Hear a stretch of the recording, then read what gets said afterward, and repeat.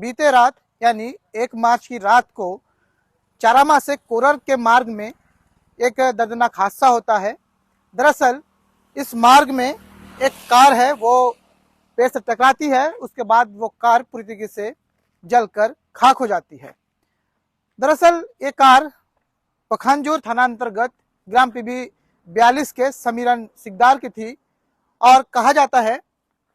कि वो अपने परिवार के साथ यानी समीरन सिकदार, उनकी धर्मपत्नी और 2 बच्चे रायपुर गए हुए थे और इसी बीच वो रायपुर से होकर धमतरी और धमतरी से होकर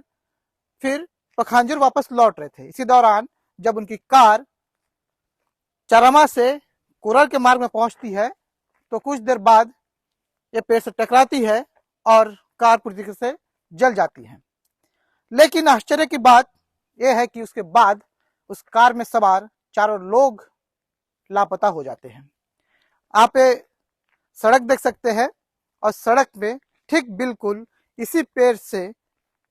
वो कार टकराती है और टकराने के बाद जो है वो कार जल उठती है और कुछ ही देर बाद वो कार पूरी तरीके से जलकर खाक हो जाती है। कारों के कुछ अवशेष यहाँ पर आपको दिखेंगे। पर इस पूरी घटना में सबसे ताज्जुब बात है कि जब इस कार के पास लोग पहुंचे उसके बाद इस कार में सवार चारों लोग यानी समीरन सिकदार, उनकी पत्नी और 2 बच्चे यहाँ से गायब मिले, लापता मिले। अगर लोगों की माने तो समीरन अपने परिवार को लेकर रायपुर गए हुए थे डॉक्टर के पास और इसी दौरान चूंकि समीरन सिकदार एक व्यापारी था और उनका कुछ पेमेंट जो है वो धमतरी से उनको किसी से लेना था और उसके बाद उन्होंने पेमेंट भी लिया और इस तरीके से एक बड़ी जो रकम है वो समीरन के पास थी और वो बड़ी रकम लेकर वो अपने घर पखांजूर लौट रहे थे। इसी दौरान इसी मार्ग पर जो चारामा से होती हुई कांकेर मार्ग है, कोरर मार्ग है, इस चारामा से कोरर मार्ग के बीच में उनकी जो गाड़ी है वो इस पेड़ से टकराती है और उसके बाद जो है वो जल जाती है और थोड़ी देर बाद पूरी तरीके से खाक हो जाती है। यहाँ पर सुबह पुलिस की टीम पहुंची, यहाँ पर फॉरेंसिक टीम भी पहुंची है, जांच चल रही है और यहाँ से कार को लेकर चारामा थाना ले जाया गया है। साथ ही इसके आसपास के क्षेत्र की छानबीन भी यहाँ पर पुलिस द्वारा और ये ग्रामीणों द्वारा की जा रही है, पर अब तक उन चारों लोगों का कोई जो पता है वो नहीं चल पाया, कोई सुराग नहीं मिल पाया है। एक बड़ा सवाल यह है कि अगर कार इस पेड़ से टकराई है और कार उसके बाद जली है तो उसमें बैठे चारों लोग जो सवार थे उस कार में वो कहाँ गए। दरअसल धमतरी से पेमेंट लेने के बाद कुछ दूर आने के बाद जो सोनी ढाबा है वहां पर लोग खाने खाते हैं और इस